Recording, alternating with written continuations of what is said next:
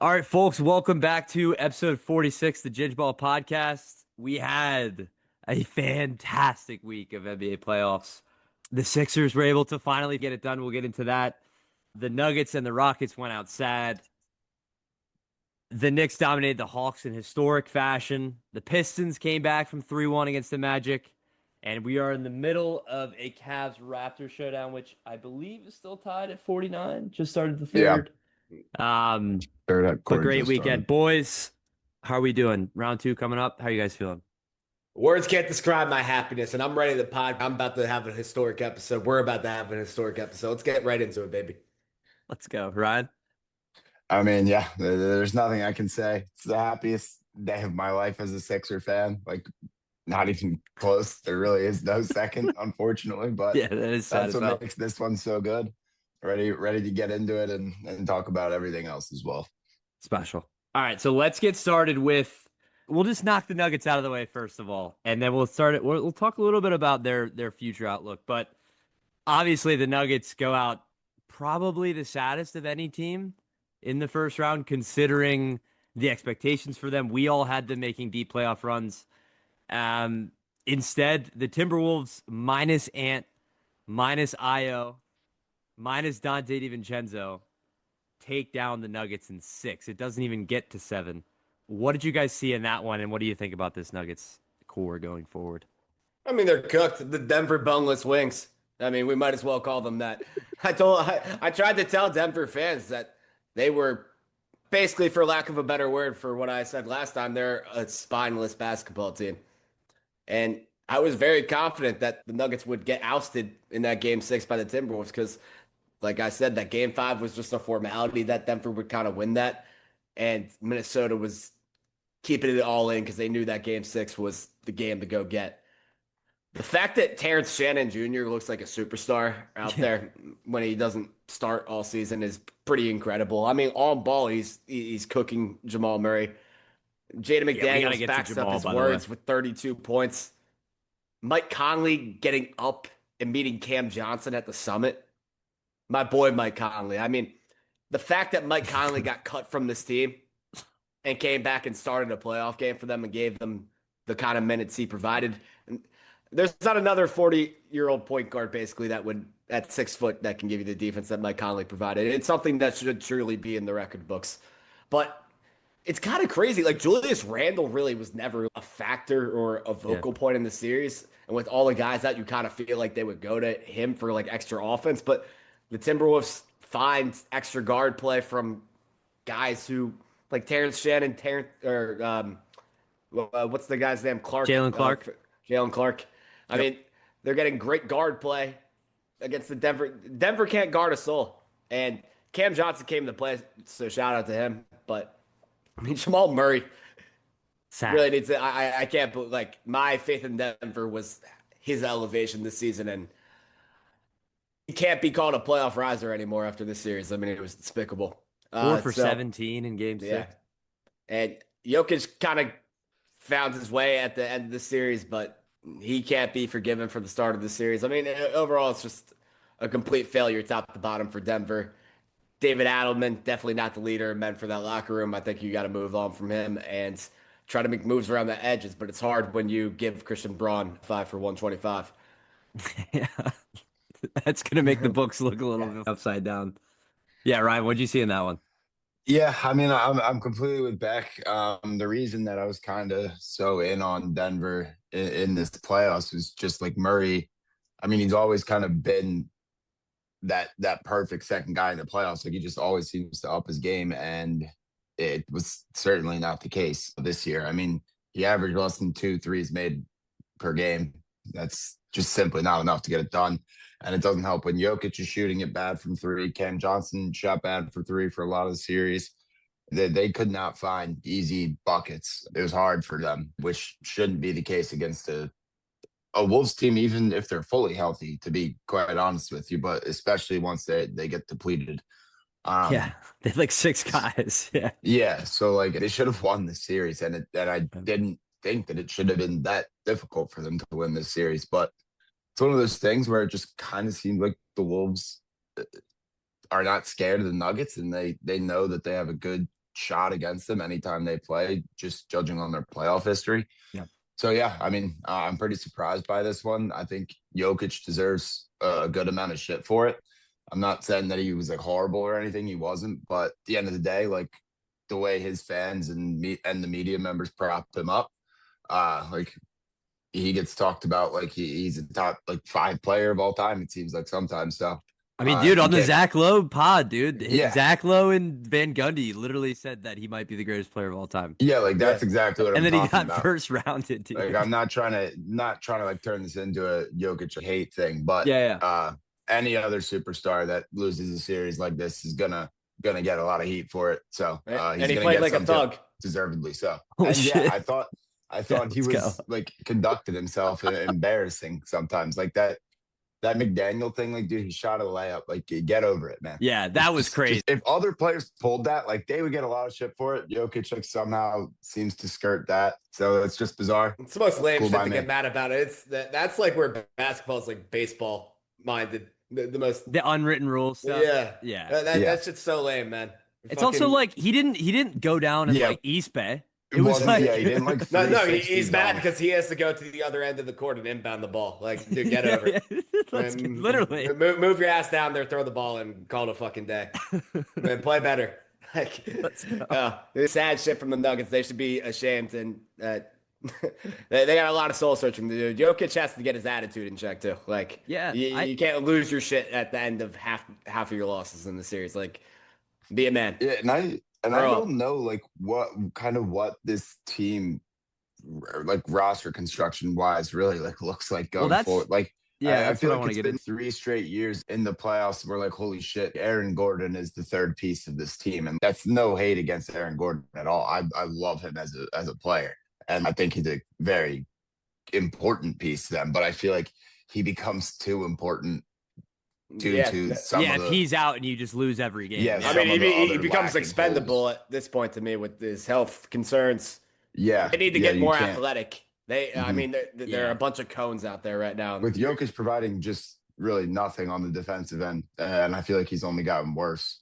Yeah. Good defenders when you don't have a center that can even affect shots in the paint. Like you need to be very stout at every other wing position. Yeah, and I don't know which one of you said it about bringing in pieces around the edges in the offseason, but is there something to be said about potentially breaking up this core and just making like a more of a home run swing move than a That's the marginal only move? way you're going to make change. You're not getting off the Braun contract. So, Like, what you about can a Jamal throw that Murray off. trade? Yeah, it's got to be Murray. Would that or be in the Gordon. cards? It's Murray or Gordon. I think I think Gordon it's probably might have like more worth to them, so he might be harder to get off, and he's like their IQ kind of defender, which I think that's very important to them. But I think either Murray or Gordon has to go, and they have to try to get athletes in there. But you're either going to sacrifice a know lot that of you your can offensive trade Murray. system. I don't know that you Yeah. can trade Murray. Yeah, I don't, and I- I don't I know if agree. in the building they'd be willing to, because like, imagine saying that in the middle of this regular season, Right. that Yeah. like at the end of the year you'd be talking about a potential Jamal Murray trade. But outside of moving one of those big guys, and obviously it's not going to be Jokic that's moved, and that would be Yeah. insane. So like outside of moving Gordon or moving Murray, I don't see, especially with, as we said, with the Christian Brown contract, 5 for 125, which doesn't kick in, by the way, until next year. So that's 5 more years of him on your books. Wow. Which maybe what their plan is to try to make a deal for him to get out, but that money's going to be tough now. Like, Yeah. and I'm sure some teams could still convince themselves that he's a worthwhile piece, but yeah, man. And on the T-Wolf side of this, I wanted to just say, Jaden McDaniels, I mean, the magnitude to which he stood on business, I just can't say Unbelievable. enough about. I mean, also for him in this game to, when you have Io out and you have Ant-Man, who we already knew was going to be out, and he's sort of the focal point, and he rises to the occasion and has 32, when there was no sign at any point that he was like a high volume offensive creator scorer, and he just goes out and just does what has to be done to get this over the line. And I mean, they had mentioned on the Bill Simmons pod during the week that maybe there's like more to unearth with Jaden McDaniels in the future. He is only 25. Like maybe the offense even next year we see more of a leap, and he's an even better player than what we thought. But yeah, I just can't say enough about how special he was throughout the series from a culture setting standpoint to what he did on the court to get this over the line. Just absolutely phenomenal shit from him, man. Yeah, I think with him, that's like this is kind of like was my issue with the Wolves was I didn't think or know that he had this kind of in him. Like I don't Yeah. know when it was when we last talked about him, but I never really thought the Wolves would be a threat to really make any noise just because like after Edwards, I always know McDaniels is a great defender, but when I look at them in the playoffs, I'm just like, where is the scoring really going to come from if Edwards has an off shooting night? And that's kind of where I was just like, yeah, I don't see this team being strong enough offensively. I Yeah. mean, I'm still not sure I buy it from him. I'm going to need to see it in another series where you're not thriving off of hate because that can take you far. Yeah. Special. For Yeah, I mean, Jaden? maybe he's just got to trick himself into that every series, but incredible aura gamble from him. He Yeah. was talking all that shit. Like, what was that after game 1 or 2? So Yeah. like Early in that series. during the series when Yeah. there was like even or they were down. So it's not like he waited for them to win the series. Like he was doing it and then he backed it up. So all the credit in the world to him.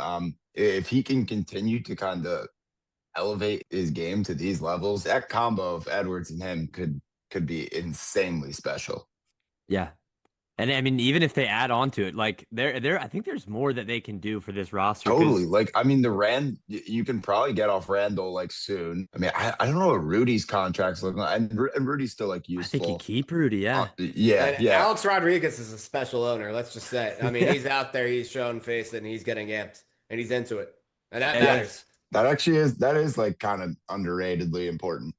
That he actually cares too. Like, Yeah. it's that clear that like you can tell the difference when Josh Harris is courtside versus A-Rod. he doesn't Like, even like know what's happening yeah. out there. Like He does every time Josh Harris is on the screen, dude. He looks so lost. Like his brain is literally worrying about lawyer fees to not, hopefully not go to jail. Like Yeah, Alex Rodriguez is courtside, and Josh Harris is in a cuck chair somewhere in a hotel room. I mean, Yeah. that's the difference. Speak on it. that's a fact, though. That's the difference. I hope we don't see Josh Harris on the screen anymore throughout these playoffs. I feel our record can't. If I have be good anything when to do they with it, show you won't. Josh Harris. Beck, let's go. Cam Johnson though, quitting himself. Beck, I think you mentioned it earlier. He had a good game 6. It didn't matter, but last Great game 2 5 games too. of that series, yeah. Yeah. I'll give him props. He showed up. Like, Yeah. Yeah, he got much better as the series went on, for sure. Yeah, Beck, also, I had a question for you. So we're talking about Jaden McDaniels on the one side, who, is a wing who we know is a great defender, is a culture setter, and had untapped offense. On the Denver side of this, might I interest you in a Dylan Brooks to the Denver Nuggets? Dylan has a home in Phoenix, and He really does. Me, Phoenix fans, and all of Gambia have realized this for all year. So you're just gonna need to calm down on that. I don't want to see Dylan anywhere You don't near want to see Denver. Dylan in Denver? And he doesn't want to be in Denver either. Special fit, though. Imagine you had him and Gordon. Him and Murray, Canadian brethren. I mean, Yeah. that's one way you could go with it, but I'm good on that. I don't. I thought you'd I be don't need all it. in, dude. No, I don't need it. Pairing Jokic with the second best player in the league, Dylan Brooks. But yeah, so Denver goes outside. Another team that unfortunately didn't have their best showing in the postseason, the Houston Rockets. Just absolute turmoil from them. KD obviously sits again in game 6. The Tides had looked like they might be turning towards Houston. And then LA just completely shuts the door. Reeves back in the equation. What do we see in this one? We saw exactly what we expected to see in this one. And Yeah, there's no, I was spot on in this series. Yeah, exactly I what mean, I thought was gonna happen. we shouted the Lakers being plus 500 or plus 400 to 500, depending on the book, like pretty much right away. I put my money where my mouth is on that one. So that was a nice win. I was never too worried that the Rockets were going to come back, but it certainly got a little creepy. At the end of the day, I just trust LeBron enough to get a series win when you only need to win one of the last 2, and I figured they would get it done, and they did. But yeah, it's just the vibes were too bad with this Houston team. Like, and I know they like kind of found something a little bit with Durant not playing. And that honestly doesn't really shock me because, I mean, yeah, when you have a guy openly shit talking your entire team, yeah, you might find that you have a little bit better chemistry on the court when he's not there. So I'm not shocked that they performed a little better without him.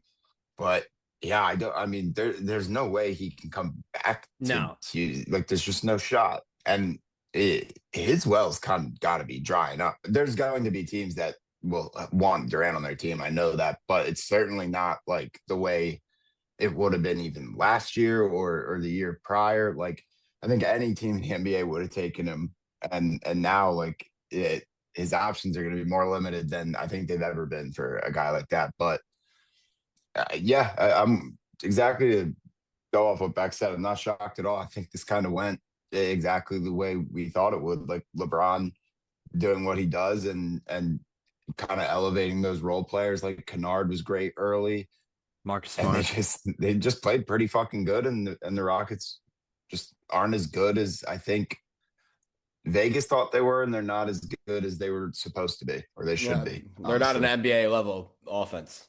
Yeah. Yeah. They're not. They're horrendous. I mean, all of their regular season success is a lot of it's predicated on offensive rebound percentage, and all of those types of offenses who are very flawed with creation and also 3-point, making wise. When they rely that heavily on offensive rebounding, it always catches them in the playoffs. Like that was a Grizzlies thing too with Steven Adams and Brandon Clark and how much success they had with that for 2 years. Their offense always dried up in the playoffs because a lot of it was predicated on being the best offensive rebounding team in the league. But Reed Shepard, to me, like I think the verdict's out. Yeah. He's just not a good player. Yeah. I've tried to hold out hope yeah. on him for as long as humanly possible, and there isn't anything there. Like last year, I thought it was kind of on Udoka for like not trusting him a little bit more. Like I felt like you kind of had to see what was there with him because he was figuring to be a pretty important piece for their future. But now I can't really blame him. Like he just might be a bad basketball player, and he might have just been a bad pick. It's just neither side of the court is he giving you. Like I'll go through his field goal. It's 6 for 20 game 1, 0 for 4 game 2, 6 for 21 game 3, 6 for 12, 5 for 12, 4 for 19, and 1 for 10. I mean, you have two okay games in that whole thing. Yeah, he's gonna struggle with physicality. Well, probably too much was on his shoulders, but at the end of the day, like you got to. Yeah, he was the number 3, and that's part of the thing. I think that one of the reasons that people were mad about Ime for going away from Reed in the regular season is because now when you put him in postseason games, he didn't get the reps that he needed earlier in the season. And I think that's the knock on Ime from that standpoint. That also is maybe the story to me of this is Ime just didn't coach well in this series. No. Like JJ ran, and also JJ probably should get more credit than he gets in. I mean, he's starting to get a lot of credit nationally for the job he did in this series, but I mean, throughout the season, what he's done for this Lakers team that I don't think many people thought were like, a serious basketball team coming into the year. We thought they'd be a good team, obviously, with Luka, Reeves, and Braun, but they were up there up until the last day of the season. We thought they might be as high as the 3rd seed in the West. So, I mean, going forward, we'll see what the Lakers can do against OKC, and we'll talk about that. But yeah, I mean, props to Braun too for getting this done. I mean, they were what it looked like very outmanned, and they got this one done. So let's move to the Knicks. Absolutely blowing the doors off the Hawks. Beck said on the last pod that it was a mere formality that series would go to 7, and then I think maybe that night the Hawks lose by 50. What did we see in this one, Beck? I didn't see anything, man. Let's go. My eyes deceived me. Yeah, I put too much faith into the Hawks basket. I'll admit it. So did I. Two 1-point wins that came down to CJ McCollum game winners. I get it. I was moved too much. I still think that. Yeah, credit to the Knicks. Like when they figured it out, they figured it out. So to galvanize the team like that was big for them. I think credit Mike Brown. Yeah, you kind of have to, and you got to credit Karl Anthony Towns. It's easily the most composed playoff series he's ever played. That's night and day usually from what you get with him from a consistency standpoint and, head down, just overall basketball focus. So I thought he was very good.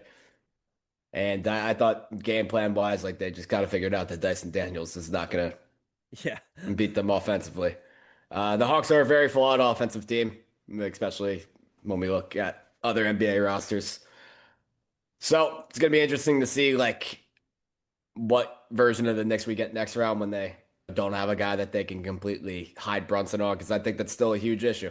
Yeah. So I don't want to give them too much credit, but you definitely for like them to get this done in six and no game B even a contest after game three, it definitely shows you a lot, and then it's enough for Vegas and the national media to prop them up as the favorite in the East now. So they can do that. I'm not going to, but they can do that. Really? Yeah. They're not your favorite in the East? No. Don't say it's the boys in Philadelphia. 2011 Dirk.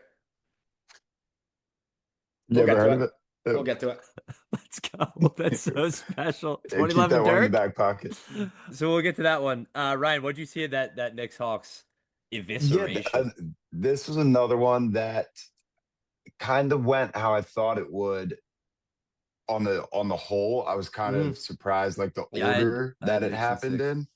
But yeah, like Beck said, the Hawks they just don't have enough on offense. And with how I mean, Daniels is a complete liability on offense. And McCollum was very effective, but McCollum being the guy, it's too much to win a playoff series against. And the Knicks are good, and they're a deep team.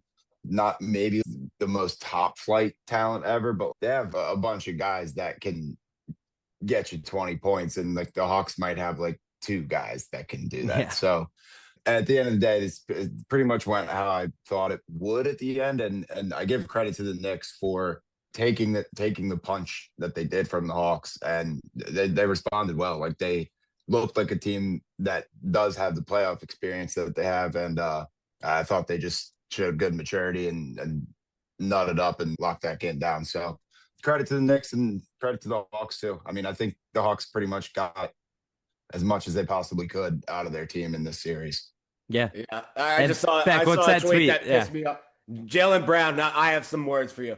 Flopping has ruined our league. Joel Embiid is one of the greatest players that has played basketball, but he flops. He knows it too. Yo, Jalen Brown, let me tell you something, buddy. Half of your side of the basketball going left, your whole side of going left is predicated on shooting the ball like you're twitching, trying to get a foul. That's your whole left hand pull up shot. So when you talk about foul baiting and flopping, don't even come to this table. Every time you go left and pull up for a jump shot, you don't shoot it like a normal human. You literally twitch, wait for somebody to jump, and then jump into them. Like, I don't want to hear the flopping thing from you, especially when you had a flop that should have got you suspended 5 games. Like, it was that egregiously bad. So don't talk to me about anything, Jalen Brown. And guess what? You can't hold Dylan Brooks' jock either. So just stop it. I love throwing Dylan Brooks at the end, dude. Let's go. Yeah, I mean that's wild coming from him, especially after the game last night. I mean, like we all know his offhand push off is like he's got to be one of the worst offenders in the league with that. Yeah. And I mean, they essentially called the inside zone on the goal line and had him truck Paul George. Not only was it a foul on Paul George, but they also called Embiid for one of the most That was wild crazy. technical fouls I've ever seen. But yeah, don't want to give him too much airtime. But it's like the LeBron meme that just came out. Not you. You're not allowed to talk about that, Jalen Brown. Yeah, and you guys are running out Luka Garza starter. You don't have a center that can hold his jock. So when you guys are all tugging on Jersey from behind, don't be shocked that he falls over. And Hugo Gonzalez, I'm shocked that Embiid was able to get fouls on them. Like, look inward, Jalen. Look inward. Look inward. Let's go. You know what? Because there's not much to talk about in Knicks Hawks, let's move right to it. The Sixers, they finally get it done for the first time since the 80s. They beat the Celtics in a playoff series. First time in franchise history, they come back from 3-1. Joel Embiid, obviously the story of the night with the injuries that he's been dealing with, the injuries that he dealt with during this game, seemingly had 3 different injuries at different points of the game, was getting stretched with almost looked like a limb lengthening procedure at one point on the sideline. He literally looked like Mr. Fantastic getting stretched out by Galactus. It was so insane, special. Dude. But he has 34, 12, and 6, finishes as a plus 11 on the box. A tremendous night from Joel, tremendous night from Tyrese, even Paul George, despite the scoring numbers not being as high. VJ coming up big. What do we see in this game? And why are the Sixers moving on? Because their superstar would play under any conditions, and their superstar on the other side won it. Sorry, the truth hurts, and I know that's going to be a sour Tatum, subject for a Tatum, lot of fans. Tatum Tatum's not slander. playing under the circumstances. I'm sorry. He's not playing with everything Joel has. And Joel's a warrior, and you're going to have to respect it now. And yes, I will, victory. There should have been a parade last night. Let's go, dude. The That's so Sixers awesome. beating the Celtics in that fashion, it's equal to the Super Bowl. I don't give a fuck what anybody says. Yeah, I saw that take on the Special. timeline a decent bit today. That people felt happier last night than they did when the Eagles won the Super Bowl the second time. I was slapping the floor, begging, Let's go. just give me this, God. I'm a half believer, I know, and I'll have to face that another day. But God, give me this one. I was slapping the floor. Yes, and Yeah. Joel Embiid, like, just a guy who had a mission last night, would not be denied by the Jalen Browns, the Hugo Gonzalez's, the Ron Harpers, the Baylor Shiremans of the world. They can't hold his jock. None of them can hold his jock. And Jason Tatum, you can't either, for that matter. So go sit on the bench and watch this one. Let's go, dude. I'm a half believer took me out, dude. I genuinely can't even put this one into words or get my thoughts wrapped up coherently. Like, I feel like I could do like a 3-hour solo pod on just what this series means to us and for just the whole 12 years of the Embiid era. I mean, I had said it on a couple pods ago. The best series win of the Embiid era is that 21 Raptors team, which was not a good team, like such an average basketball team. Good, not great. Yeah. So like Embiid has deserved this for so long. He has deserved his signature moment.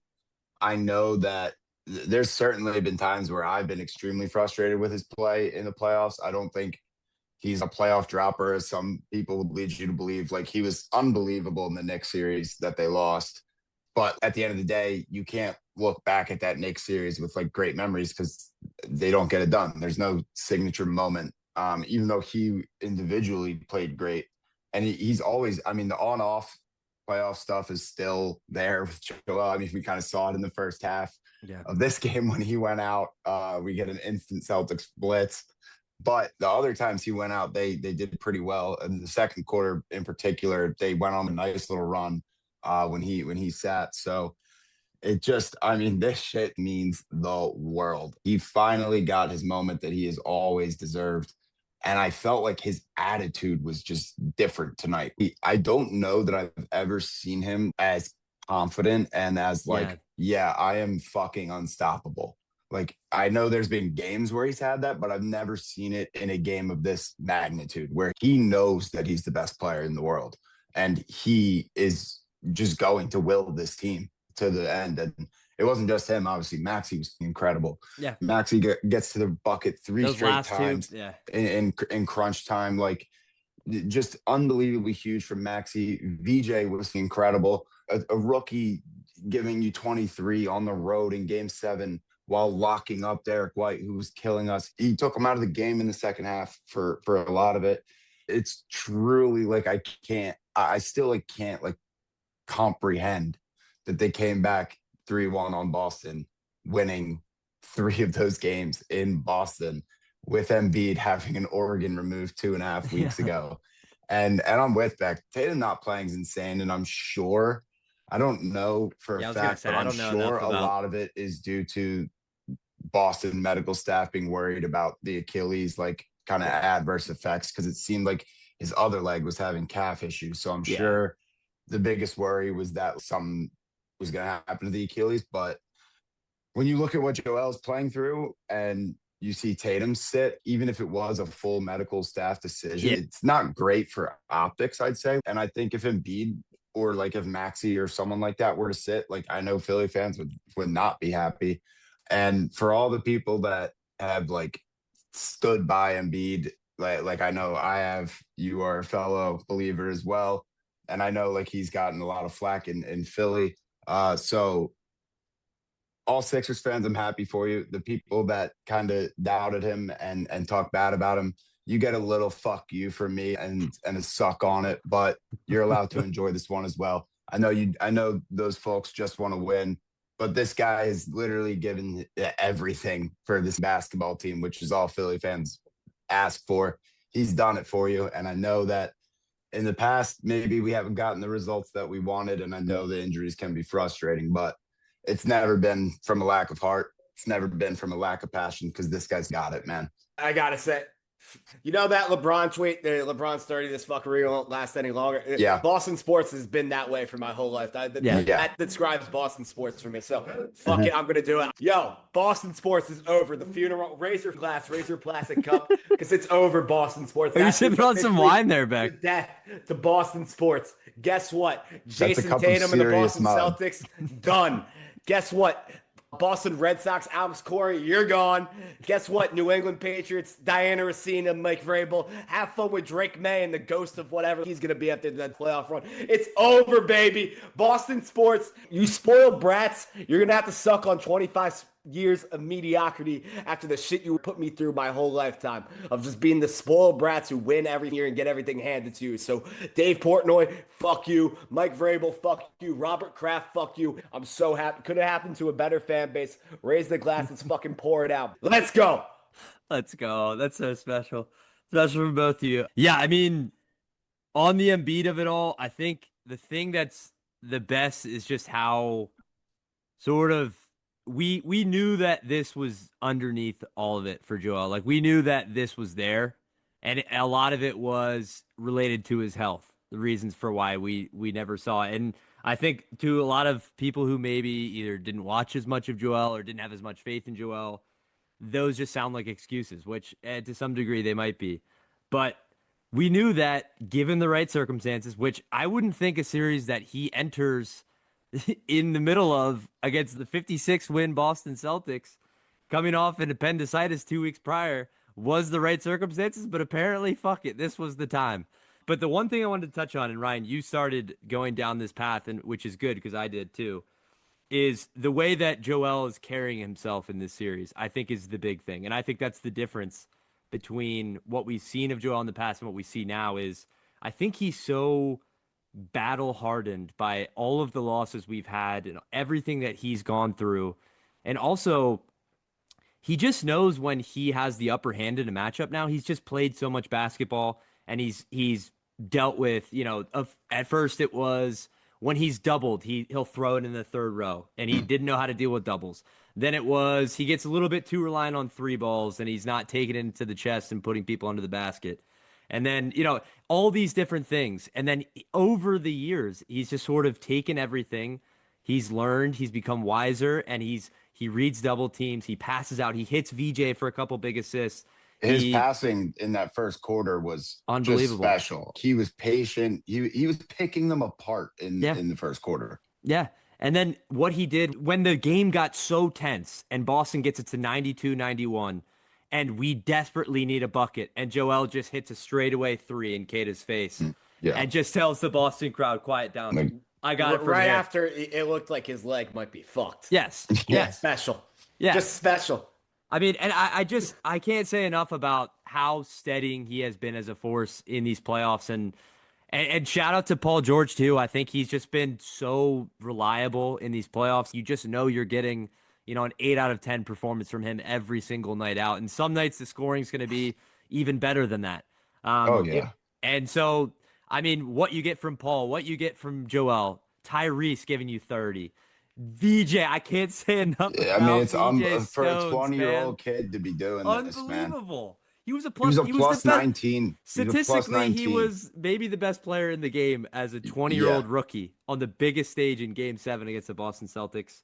After struggling shooting the ball like for a lot of the series, no fear taking more and more threes. Like, he shot 11 threes in this game, made 5 of them.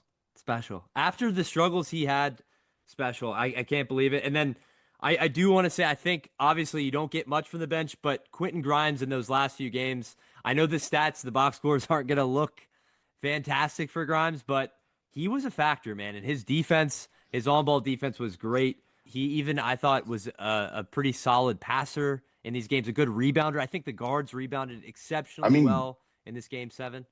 Grimes in game five, obviously the stats don't really show it, but Grimes might have saved the series in game five Hmm. with his minutes off the bench. I think we were down like 13 at one point in the second half of that game. And he hit like a couple big threes. He gave them energy in that game that they desperately needed. So yeah, I have to give him some credit. And he certainly didn't make many mistakes. He did just enough of what they needed him to do. And I expect an even better series when he's thriving off of hate against his former team that drafted him. Yeah, dude. Gave him away. That's true. That's true. That's an angle I haven't heard anybody Little talk revenge about series. against his former team who gave up on him. But yeah, I thought Grimes was big off the bench. And it's a really special performance that we just haven't seen over really the course of our lifetime as Sixers fans. And I think that's why you're seeing, us and the Ricky and everybody related to Sixers basketball, how much emotion that they're showing on social media and how much they're showing on these podcasts is because this just means more to us, man. This means something to us. The fact that it's the Celtics, the fact that it's game 7, the fact that we were down and came back. I mean, this really is, and maybe, we'll look ahead to this next series and we'll preview that as well, but maybe this is the monkey off the back that starts to, get something rolling. So we'll see. But I mean, I just can't say enough. Especially because they had such a big lead. They had a 17-point lead in that third quarter, and then they sort of give it all away. And it just feels like when Peyton Pritchard's taking that Here we go three again. in the short corner, you just think that's it. That's it. I was literally on my knees in the bar Yeah. looking up to the sky, and he somehow misses that shot that we've seen in countless Sixers series of years prior, the other team making. And we get out of there scot-free. Maxey, a couple big buckets down the stretch Yep. to ice it. Just to speak on the basketball side of it for a little bit, because I kind of just, at my Boston funeral. Yeah. Missoula starting Luka Garza. Yeah. And Yeah. Ron Can we talk Harper. about that whole Missoula lineup? was horrible. What he was Missoula thinking? was horrible. If you're going to start Luka Garza, just start Vucevic. Like, Yeah. I think he came into the game like, I want to shake shit up. I know we're kind of undermanned and screwed out here. And I want to get, a historic shooting night from somebody like a Grant Williams in like a game 7. Like, hopefully we can find lightning in a bottle with that. Luka Garza was going to get put in every action, and the Sixers did it right away. And Embiid's passing in that first quarter was some of the best Embiid passing I've ever seen. But Luka Garza, after those minutes he played in the first, you can't bring him out for the start of the second half because the Sixers get cooking right away to start the second half too. He's the biggest cone I've ever seen in my life, and he couldn't hit a shot to save his life either. Honestly, I'm surprised they didn't go back to Hugo in the second half at all because I thought Hugo, even being kind of he wasn't a thorn in the side to the Sixers at all, but he had annoying energy that I think he had a couple decent defensive positions. actually helped Boston more so than Yeah. I mean, they got nothing from Garza, man. And you might as well just start Vooch because at least he's been around the block and the shooting is. I mean, I'd take Vooch the same kind of player. I mean, I'm shocked Vooch didn't touch the floor. Yeah. I think it would have been better, but for your deadline acquisition to not even be play. Simons would have helped. Oh my God, yeah, absolutely, he would have helped. And I don't know why Walsh doesn't get more minutes in this game. Yeah. He's been more positive than any of those guys. Like he had Maxey in hell for some stretches of this series. So him getting 5 minutes is kind of crazy to me. Yeah. Yeah, I thought pretty rough stretch for Mr. Joe Maz. Yeah, but strictly from like the big, you either go Cato or you go small. Like that. Yeah. Those are your options. I think small was, but to your point, Beck, I think you're right. I said to Beck last night during the game, I said, why don't they just play Walsh at the 5? Yeah. I mean, Embiid probably fouls him out but he's fouling out any of these fucking guys. Yeah, he got fouls. Yeah, Hugo had 4 fouls. The one thing I'd say about Walsh is I'm not sure. I agree that Walsh should have played.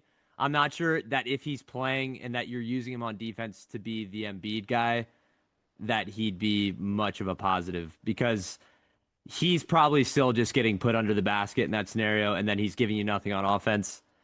Whereas like if he's on a guard, I think he has value in that game. But Yeah. if you're using him as the Embiid guy, then I don't really Well, I see. mean, I mean, they had Jalen Brown on him a lot. Like, even if Yeah, you a keep ton. Jalen Brown and just have Walsh follow Maxey around, like, Yeah. I think that's better than the alternatives that they were running out there. Yeah, I think Joe Maz was just so worried about having enough offense because they were playing from behind this entire game, Yeah.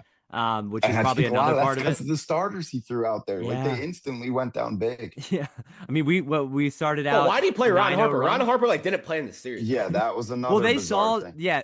I think well, Joe Maz 100% just got in his head too much, but Harper at the end of game 6 had like a flurry when we were up a decent amount, and they actually asked Joe Maz about it in the post game presser. They were like, Harper was great down the stretch. Like, don't you think he should play more? And he was kind of like, the game was out of hand. Kind of like, answering it. He said, yeah, he was Yeah. great, but like, we'll have to look at everything, whatever. But it kind of looks like he did just end up thinking, yeah, maybe he's just like one of the I mean, best they had 5 three players we starters have. that didn't score a point. Yeah. So, And I know they didn't play a lot. Like, Harper and Garza only played like 15 combined minutes, but mhm. I just don't think that's a winning formula to like. Did Harper re-enter the game after that No, first there's like No. foul? 4 minutes to start. Yeah. No. So like, yeah, there Like, you I just have it. don't think that's a But to my winning point, I can't formula believe to, like, Garza ever got back in the game after Yeah. the start. it's Well, like you had starting with, Kata it's getting like, foul trouble, so they kind of, yeah. and I guess but you're right. They should have gone back to either Hugo or Walsh, and instead, I guess Maz was just like, we have to throw another big It's like an up there. MLB team throwing a game away when they start with an opener. Like, Yeah, it's like that's not winning in game energy in 7, game yeah, 7. yeah. Imagine having a bullpen game in like game Yeah. 7. That's essentially what they did. So yeah, a really weird one from Joe Maz. I wanted to also go a little bit deeper on the Jaylen Brown Joel sort of feud throughout this game because I thought that was pretty fun. Just from like a competitive standpoint, like Yeah, I loved it from both of them. yeah, following that throughout the game was awesome. They Yeah. were both giving it to each other. And to be fair, like as much shit as I think we'd all give Jaylen Brown, he was frying for a bit in that game and he Yeah. was terrifying And I me. thought, I mean, he did a okay job on, I mean, as good as a 6'7" guy can Right. do on Joel. Like, he didn't make it easy on him. And I mean, yeah, sure, Joel can score on him basically any time, but at least he was competing on defense Yes. against him. So I do give him credit for that. Yeah. And I think like for Jaylen Brown, this year in hindsight is going to be a really, really strange one to evaluate because of course, with Tatum out, he is one of the MVP frontrunners. He shows that he can be a number one kind of guy. I don't know if he can be a number one kind of guy on a championship team as we're kind of seeing. But then Tatum comes back and he sort of has to take the backseat again. And then Tatum is out again and he plays great. So it's a weird one to evaluate for him and what his future might be.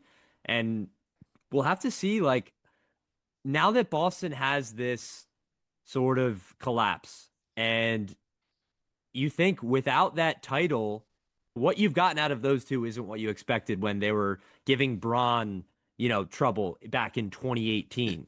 You know what I mean? Like, Correct. so And at some point you have to evaluate. they blew the first finals they were in. Like, they Yes. should have won that series. And now 3 times in the last 4 years, they've lost as like pretty heavy favorites in the series they've played. When it was the Sixers, obviously they're heavy favorites pre the series starting. And then obviously you go down 3-1, you're expecting Boston to advance. They blow that.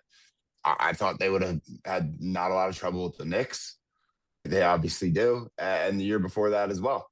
So as someone that thinks of Joe Maz as one of the best coaches in the league, maybe even the best at times, it's certainly interesting to just think about, like, yeah, 3 of the last 4 years have kind of ended in disaster for them. Yeah. I mean, name the last champion that we had that has even made it back to a conference finals and years after.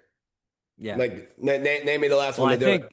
Well, yeah. Oh, I think OKC will this year, but yeah, I mean, prior to, yeah, I mean, it's tough. The last one's the Lakers. And for how disappointing those Lakers teams were, like, they actually made a conference finals. They're the only team since the 2018 Warriors to make it past the second round in any year after they won the chip. I mean, it's crazy to say. I mean, that's more of an indictment on the NBA, but like, yeah, for Brown and Tatum as a core, I think, yeah. But I do think this was the weakest roster they had around them. And I'm so maybe pissed more I of a picked them to go to the retool. finals. Definitely. I mean, they're a big retooling team though. They seem like they try to reinvent Yeah, I mean, this was like the kind of formula supposed to every be year. a gap year, and they were really Totally. good. Yeah. So And like they didn't expect Baylor Shireman to be a piece. They didn't expect Jordan yeah, Walsh to potentially be a piece in the future. Like they And I got don't think they should expect them to still. Like I don't think there's I think Walsh I, I think he acquitted himself pretty well. I even think Shireman you could I think he'll be part of their rotation next they're year. like And your eighth or ninth guys if you're yeah, a real right. championship Oh, contender though. 100%. I don't expect them to be like starters. But like as bench guys, I think those guys are solid. But yeah, I mean, it is interesting just to think.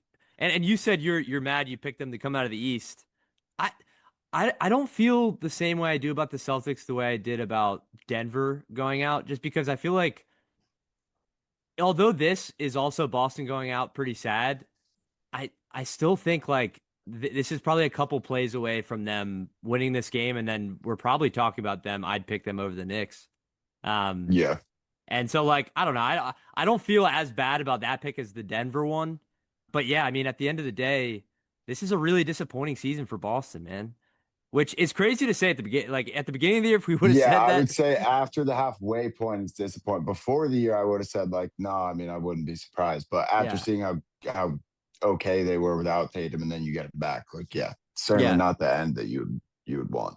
yeah. So I mean, also Derek White was great in this one. We hadn't seen him play well much at all in this series, and He was he great in was first half. yeah, he He was sucked in frying. the second half. Second half, yeah, the shot was not falling. That one where he had two back-to-back threes, good looks that he missed The towards the one where he end. passed up on the break. Yeah, Yeah, that was that too. crazy. That was an Really eye walked. opening one. Yep. Yeah, so definitely lost a little bit of confidence in his shot there. But yeah, I mean, I still can't believe the Sixers won this I basketball can't game, believe it. man. I mean, it's the most like Sixers-y loss ever. Like they never win that game in the script. Paid them out. You open with a 20-point lead essentially and blow it. It would have been the most classic, Yes. heartbreaking season end again. And we're just sitting there depressed again. I can't believe we got the happy ending. Yeah. It never happens for us. Last point on Boston, I feel like their main issue with the score is they give away too many home games. And I know Yeah. there was a stat about like the Sixers only having won 3 times in Boston since '83, but they won twice in '23 too. Yeah. So I mean, Yeah. it's been a thing with this Boston core. Besides the championship year, they lose at home, and even like in that, I think 2 of their 3 losses in their championship year are home losses. They give away home games. Yeah, and maybe They that's have them stinkers like at home taking all the their foot time. off the gas a little bit because like I mean when you go up 3-1 and then I think I mean under truth serum they might tell you that they thought that shit was wrapped up and that they probably didn't weren't as locked in as they should have been going into that game 5. But yeah, I mean for the Sixers to win 3 games in Boston in this series, including a game Unbelievable. 7, just unbelievable shit. I never would have expected this, especially And with I yeah. have to give Mr. Nurse his flowers. Yeah, I man. really do. As He'll be back. He'll be back someone next that was year. very critical of him up until about a week ago, saying, yeah, at least he'll be fired. I have to give him his flowers. My biggest issue with them was the help defense and how often they just give up wide open threes because they're over rotating, over helping everything. The last 2 games, especially, I feel like they just stayed home a lot more than they had under Nurse, and it worked. It gave them a lot of trouble. Clearly, like their 3-point shooting was not killing us the way that it was early in this series. So a lot of credit to Nurse. I mean, credit to literally everyone on the team. Like everyone played a role in this, and yeah, I legit and just dumbfounded that they won this game. Yeah. Yeah. The only thing like for the Sixers I can say they need to clean up is stay down on the shot fix. Yeah, oh Yeah. my God, Yeah. dude. Especially when Which Drummond fell for like 3 in a row on Kata, Yeah. and I wanted to blow my brains out. yeah, I thought also like what we saw and what we talked about with Nurse is like what he did, and maybe this is some adjustment that he made during the series after one of the Boston outbursts, either in game 1 or later in the series, but you started to see early in the series when Joel first entered the fold, he was getting caught and drop a lot, and Boston had a lot of great open looks. And then you started to see them doing more like peel switches or like off ball kind Yep. of switches where they would pull Joel into the on ball action, and instead of him having to get to the level, he sort of just rotates over to somebody else on the wing, and then somebody drops over and switches, which sort of allowed us to kind of avoid the issue that Boston had with their bigs, where they're just leaving Maxey wide open at the Wide top of the open. key Yeah. for threes over and over and over again. So that's a huge, huge prop to Nick Nurse. Thought the offense was much more fluid in this series than I've seen it in a long, long time. And maybe he's just a playoff riser, man. Maybe, maybe Nick Nurse is the special one, dude. Although I could so see us losing to the Knicks in 5 and us being all out on him again. So mad. Yeah. But yeah, at the end of the day, just so happy for our guys to finally get it over the line, especially against this team. And they have a big series against the Knicks coming up. The Cavs are up 20 on the Raptors right now Yeah. in the fourth I think we're quarter. safe in that one. I was about to say the same thing. So I think that one we'll see the Cavs moving on to face the Pistons, unless the Raptors have a special comeback. Scotty, please do it. But let's look ahead to the second round. First of all, Ryan's Lakers up against the OKC Thunder. Obviously, Ryan's a big Braun fan. Ryan, do we think they have any shot? Obviously, Luka's health is a big factor in this, but I can't even really joke and say that they do. Unfortunately, if Luka's not gonna play, if Luka did play, I can absolutely trick myself into it. But without Luka, man, like we're gonna have like Luke Kennard guarding Shea a lot. That's tough. So yeah, unfortunately, no, they don't. They simply don't. If we're not gonna have Luka, yeah. Beck? Yeah, it's wraps. I think it's a sweep, man. I yeah. don't know. I'm with you. Now LeBron will get me one. Maybe. I think Shea's on a different planet. If you're the Lakers, you gotta steal game one. It can't In even be two. OKC. It has to be game one.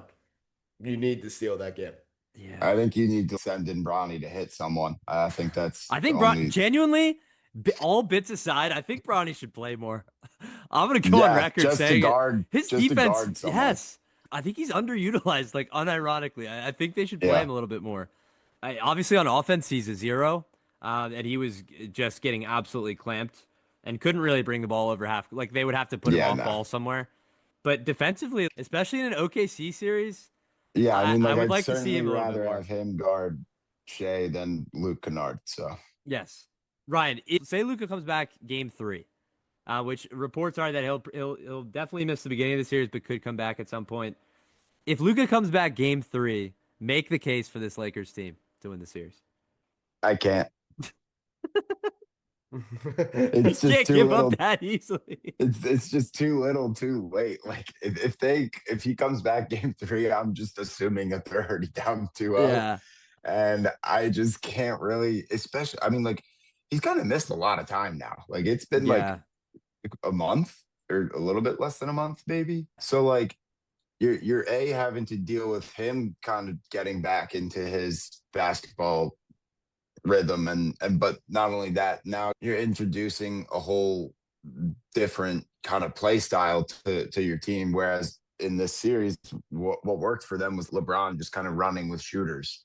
And now you bring Luka back, you're having a whole different kind of thing. So if he's not back until like game 3 in LA and they're already down 2-0, there's just not enough time for them to ramp it back up, I don't think. But I mean, like maybe he gives you 50 in those 2 games and you can steal 2 of them and go back tied. I don't know. Highly doubt it. I mean, I'd be shocked even if him coming back in game 3 could turn the tide. I'd be really surprised. yeah. I also like. Do you want to throwing your star with a lingering hamstring strain against? Say they throw Lou Dort on him. Yeah. Like, I don't know He's how a that ends up. heat-seeking missile at that Yeah, hamstring. that feels like a re-injury, like lock. Yeah. But in the regular season, OKC beat the Lakers 4 times, and the only game that was single digits, SGA didn't play, but OKC still ended up winning. I'm not convinced that the Lakers would win a game if Luka was 100% from game 1. I think OKC is like in a different league than the Lakers. But Yeah. I could see it being much more interesting, and similar to you, I could talk myself into that being very fun. But yeah, the way that this OKC team is playing right now, especially with the questions we have about LA's front court. That's what I was gonna say. Like none of the things that have given OKC trouble in a series in the past are present in the Yes. series. Yeah, like I don't think even if Luca did have like 40 or 50, Yeah, it's like probably if still not you're enough. if you're letting Chet get his 20-10 and like 3-4 blocks and SJ is getting his 35 and J Dub had a week off, he's probably a lot healthier now. I don't know. They just have so the further along we get in these playoffs, the more I'm just convinced that OKC just runs through this Yeah. bracket, man. I mean, that Spurs series might be special, but other than that, I don't see anyone fucking with them in a serious way. Speaking of those Spurs, they have a difficult matchup with Minnesota, and Ant-Man was on the floor getting shots up today. He is questionable for game one tomorrow night. We'll see. I feel like they should probably rest him for game one, but there's a chance he's playing tomorrow. No, no, we're not Um, giving games away because no. I mean, dude, if you're worried that your best player is you just cook him, then No, you might rest him a game. The no, Sixers, the Sixers rested Joel for fucking 3 games. it's Ant's decision. And the medical staff's Really? gonna have a big say too. With 2026 science, we're risking your bodies for it all. Let's go. All right, so let's talk through this series. This will be a much more interesting matchup, I think, just because of obviously for Wemby, as opposed to that Blazer series where like the Blazers presented a lot of issues to the Spurs, but not in ways similarly to what we were talking about with OKC LA. Not ways that I think really troubled San Antonio seriously. Minnesota have some real like matchup things that I think are interesting in this one. Like Rudy poses a little bit of a different defensive threat for Wemby. You have Randall you're able to throw at him if you want to throw more of a wing, strong body at him. They have some things that they can throw at you. Jaden McDaniels, get him involved on Wemby. And those younger guards going up against some of these T-Wolves perimeter defenders. We'll see. This could be really, really interesting. What do you guys think? How do you guys think this series unfolds? Yeah, I'm very interested to see. I don't quite have an idea yet, and also like to your point, you don't have much to go off of on Right. film of like what to expect from them. So it definitely will be interesting, and it would be cool to see like Shannon and those younger guards have a chip on their shoulder and Yep. play with a lot of pride against guards who have been anointed already in Castle and Harper. That's true. That'd be awesome to see. I think the main thing I'm going to be watching for in game one is with all the injuries to Minnesota's backcourt, like is Mike Conley playable in this series too? Like, is that something No. that I don't think so. Not There's with too like much the like young athleticism on speed the of these floor. guards. No, and Yeah. even Yeah. Fox, who's old, is so Yeah, fast. he's so fast. kind of lean that way too? I just want to see it though. I need to. See. I don't know. I'm- I could see him having like a few possessions on Fox where he's like putting him in hell. Yeah, I want to see. So that'll be the first thing we're watching for, and then is Gobert able to give Wemby any issues like he was to Jokic at Yeah. points in the series? Where I'll give him the benefit of the doubt now. Like Matt, I think that could happen at some point in the series. I think Wemby will get his in games too, but like kind of got to give Gobert the benefit of the doubt at this point.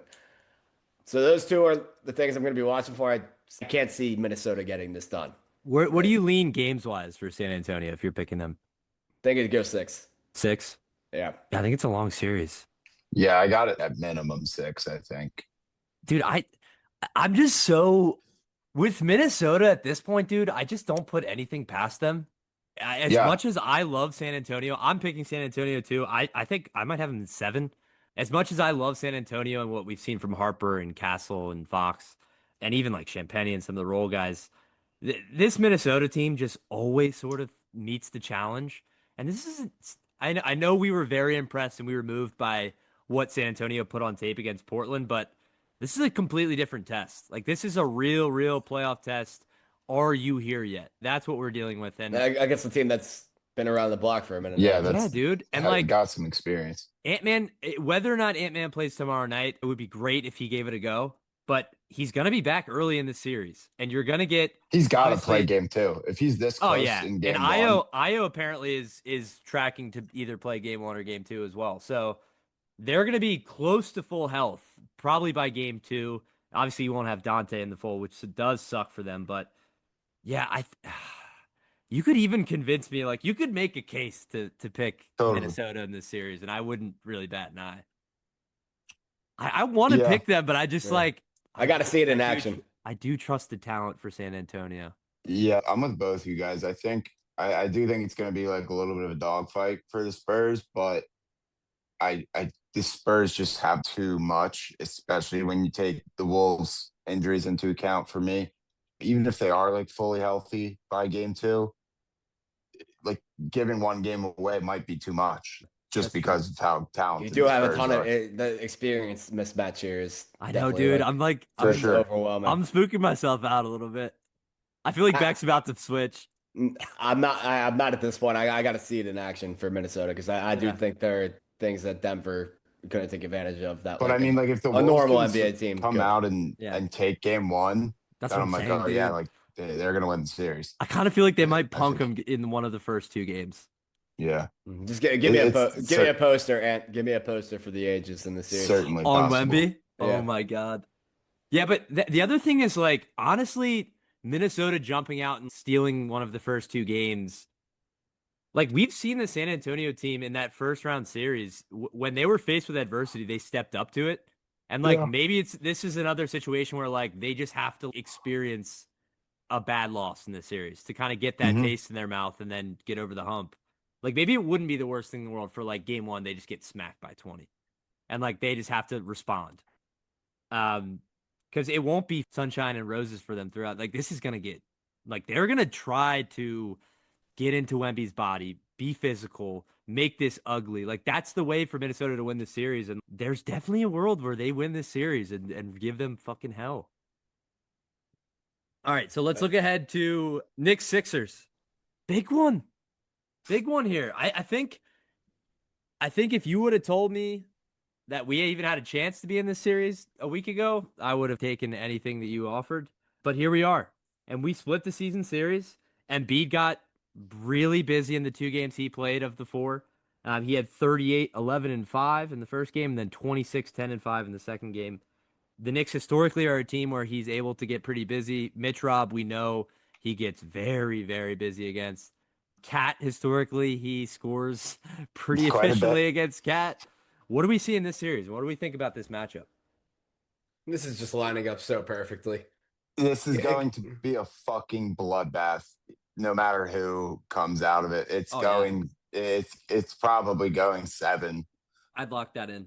This is going to be a fucking bloodbath. Like that's all I can really say about it. As extremely happy I am with the Sixers beating the Celtics and winning that series. I was like, well, nothing can ruin it now, but like now I'm at the point like, all right, like we match up pretty damn good with this team. So I'm like, let's keep this shit rolling. And I mean, if they do ultimately lose, I'll still look back very fondly at that Celtic series. But now that we're here, let's go beat this team. And I hate the Knicks. I I hate was their gonna say, fans.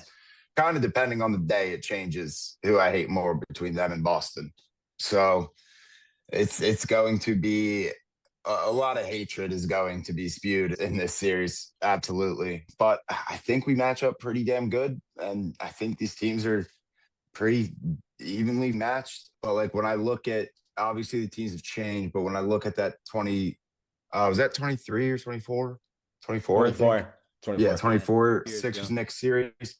What killed us in that series was obviously like the Josh Hart rebounds, and not even just Josh And Hart, shooting. all the Heart, rebounds. But Heart and Son. Hart killed us in that series, Dante. and Dante that killed us yeah, too. all those guys. And when I kind of look at this Sixers team now, and I mean Brunson was insane in that series, especially down the stretch. Like I think he scored 40 plus in the last two games of the series. When I look at the fact that we have VJ now available to chase him around, and we have Paul George to handle the Bridges and OGs of the world, but we might not really have to worry about Mikal Bridges.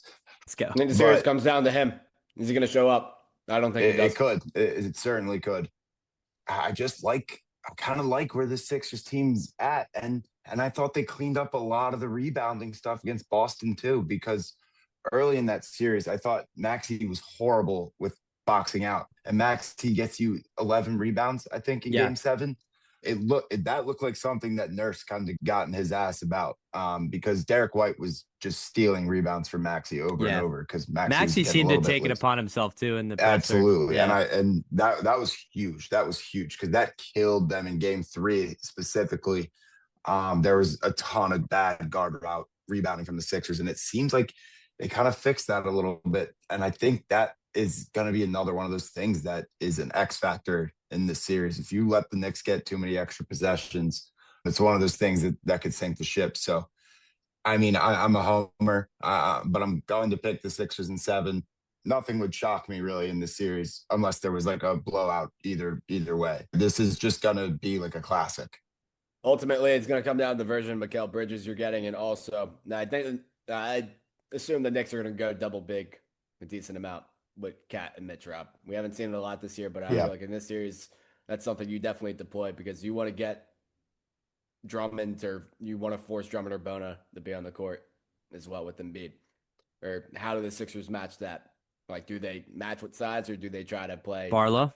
traditional? I was going I to think say, you're going to I see think more Barlow I and think maybe Barlow's even going to like be. Watford in this series. That's another one because if you could get them to like try to hide Brunson on Watford, like the one thing Watford has in his bag is like he's a good player to exploit guys, smaller guys in the guards. post, Yeah. like for sure. Yeah. And they'll hold up defensively too. So yeah, it's interesting. I also think like, because I was thinking about this series through every phase. Like in the guards, I feel like Maxey and Brunson, for the most part, offset each other. I think Brunson, Mm-hmm. obviously, on the defensive side, is a Much liability worse. for New York in a way that I don't think Maxey is. VJ gives you something that's pretty electric that I don't think. I think their most comparable thing to that would be what OG gives you, even though Yeah. OG, I think, the way he's playing right now, I think he's giving you so much, dude, on both ends of the floor. He's Yeah, been he's been really good. incredible for them, and I think he's maybe their biggest advantage in terms of where he is as a wing and his ability also to scale up and defend. He can take Embiid the way that Brown was for a couple possessions. He can take guards and guard on the perimeter.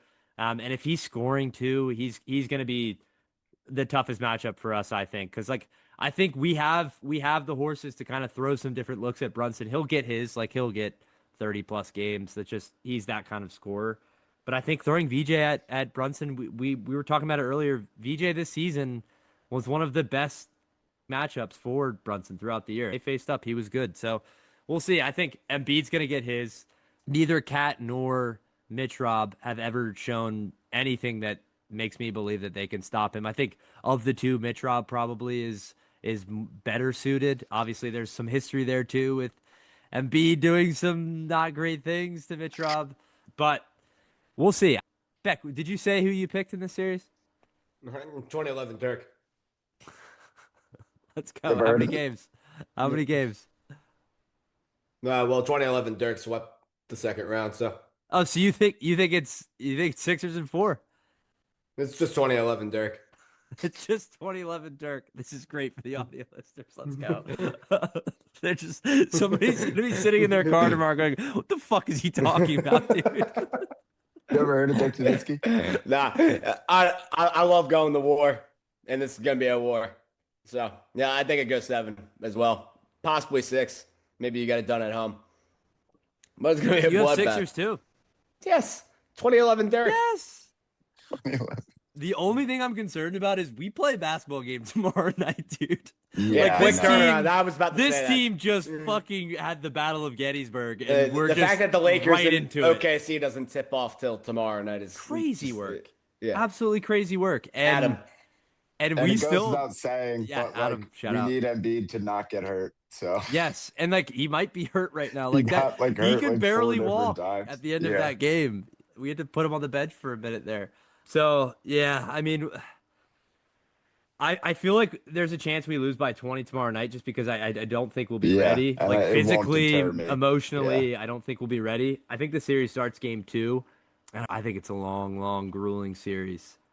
Yeah. And I mean, hey man, if we're doing this thing, we're doing this thing. I got Sixers and 7. Fuck it, dude. Fucking go. I'm not gonna say that we're gonna lose to the Knicks when, on paper, we match up pretty damn well, all things equal. So I'm excited for that one. I'm scared for that one. I'm already like, I think I took the last 24 hours to just timeline cleanse, go through, Yeah, soak in all the euphoria, and now the anxiety is starting to return. absolutely. And I can't believe that we're about to go through another fucking long, hopefully long I playoff think I series. think they might get their ass kicked tomorrow.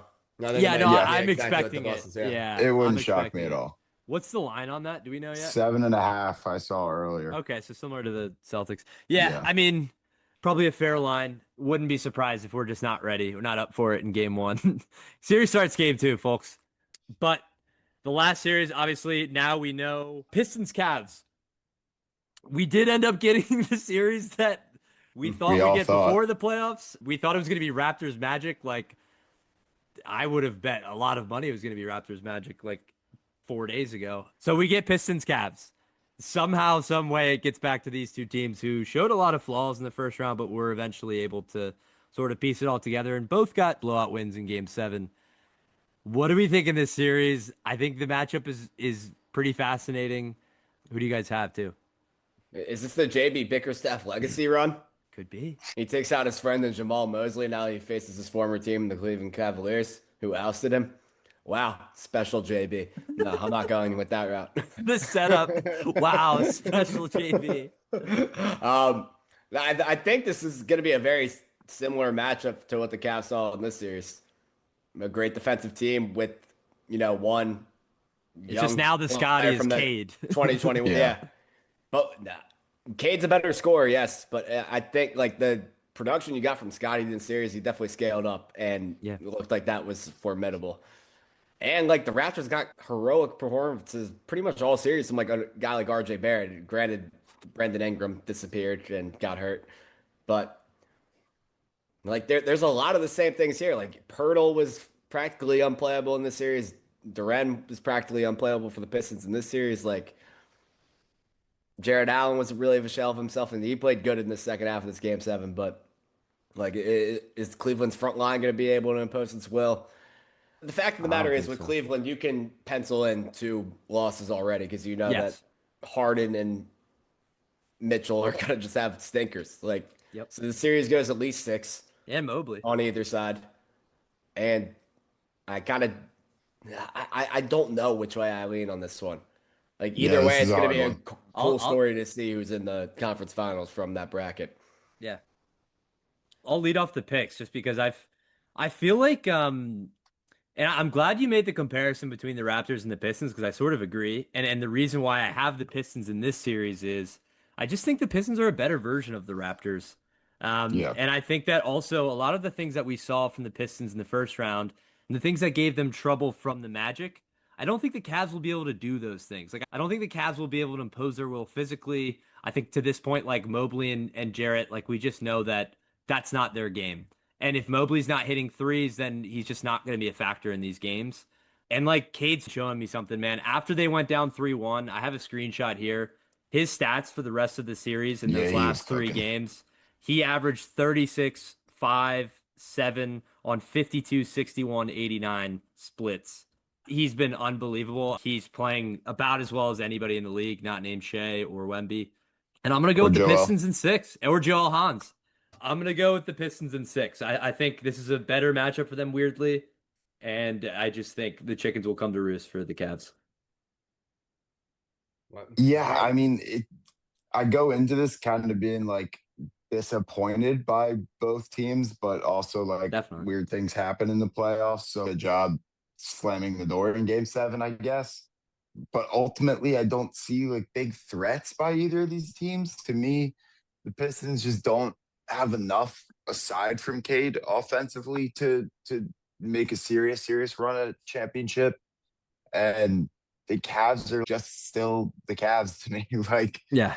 and no matter what that, take that how you will. But I'm gonna go with the Cavs winning this series. I just think Beck is completely right that like, yeah, that you probably can pencil in 2 losses from Mitchell and Harden Stinker Yeah. in 2 of the games at least. Maybe you can pencil in 3 and we're going 7. But I just think the Cavs kind of have too much offensively. I know how good the Pistons are defensively.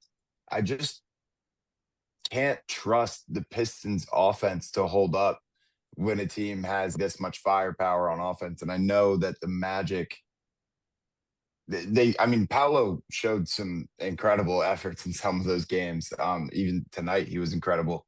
But when you change that into Mitchell and Harden, while they are capable of stinkers, they're also incredible offensive players at times.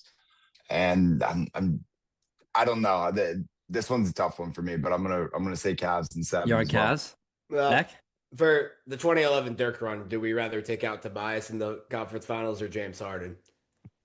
Easily Tobias. All right, then we're going with the Pistons in 6, baby. That's my basketball analysis on that one. It's a tough Let's series go. to pick, though. Honestly, Yeah. I could go either way. They're just like so flawed in their flaws that I dislike from both teams. I think I dislike the Cavs' flaws a little bit more, though. Yeah. But they have been like, besides Harden, these guys have played together and they're more battle tested in the playoffs. So maybe that's what carries them over the top. I don't know though. If it comes down to a such a tough Cade, lean on this.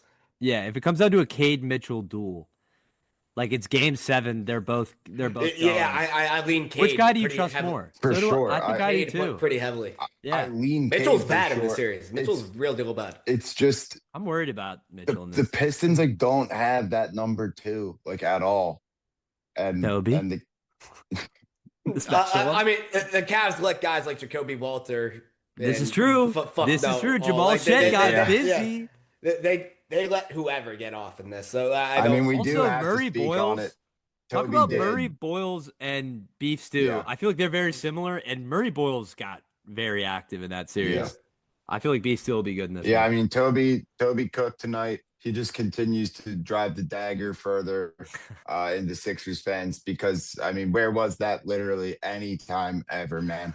I hope we get a chance to see your best. And you can come to Philly and you can Oh pay my for God, what you could said you to these imagine? fans when you were getting loud about the playoff. I want a piece of you, Tobias. The narratives, if that happens, I mean, if the Sixers were to have Celtics, Knicks, then Tobias, that would be crazy. Well, I mean, Harden works too. Like this 2011 Yeah, Dirk run is Harden setting works, up but- perfectly. Yeah. Harden works, but I don't think fans have as much disgust for Harden overall. But it certainly works, don't. and we will certainly be forming that narrative as well. Who do we want in the finals? Who, from a Sixers perspective? Yeah, for this 2011 Dirk run. Who do we- Anyone but what the if it's Oklahoma if City it's the Thunder? 2011 Dirk run? It's got to be the Lakers, Well, right? yeah, then I guess it has to be the Got to be Thunder. Braun. Oh, well, true. I was Yeah. thinking more from No, like yeah, playing the against a juggernaut. great team. Yeah, Would have been yeah. perfect if it was Jokic. That would have been special. But let's not get too ahead for That would have been here. every. Yeah, I was gonna say we have a top series starting tomorrow night, and we all said they're gonna lose by 20 tomorrow Yeah. before we start playing in the parade. But yeah, I think it'll be an interesting Cavs Pistons series. Also, it's just like we've talked about this several times, but it's tough that this is the way the Eastern Conference bracket is sort of the way that it Oh shook yeah, we're out playing the because two best teams in the East. that just in the felt first two that rounds. series felt like a second round. And the like, playing team we played yeah. just went to 7 games with the number 1 Yes. seed. Like we might have played the 3 best teams. Yeah. And like this just Nick Six like this should be the ECF. Like this Absolutely. This is the de facto ECF to me. I feel like the Cavs Pistons is sort of like the runners up. I mean, and watch now the Pistons are going to win the East now that I say that. But yeah, I mean, we're set up for an exciting week of basketball. The games are just going to keep flying in. We have Spurs, T-Wolves, and Sixers Knicks tomorrow. And then we have Lakers, OKC Tuesday. And I believe Cavs Pistons will be Tuesday as well, I'd guess. Yeah, I would think so. So great week of hoops ahead. Beck, Ryan, thank you guys for sticking in here late on a Sunday night. Yes, sir. Go Sixers, man. Let's 2011 freaking go. 2011 Dirk. Thank you, 2011 Gambia. 2011 Dirk. Gambia Productions.